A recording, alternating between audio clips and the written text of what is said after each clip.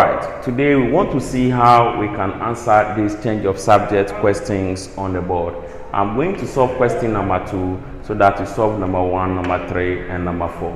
Let us see how we can solve question number 1. This is what we call fractional change of subject because it's made up of fractions here, all right? And we have 3 terms, 1, 2, 3, as you can see on the board. So what we are going to do here is that we find LCM. And what will be our LCM? The denominator here is m, so we have m here. Here is n, so we put our n. And here is p, so we put our p here. Don't forget, if the denominators are the same, you pick only one as your LCM. After we getting our LCM, we use it to multiply each of the terms. So let's see how we can do it.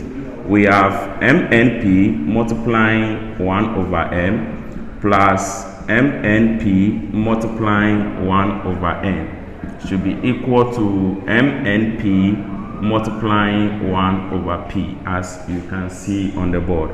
At this level, we do cancellation and multiplication. So this will cancel this, and we have np, which will multiply the 1. So we have any number times 1 is the same number, plus this will cancel this. We have mp, which will multiply the 1. So we have our mp here, equal to this p will cancel p. We have our mn, which will multiply the 1. So we have this, as we can see here.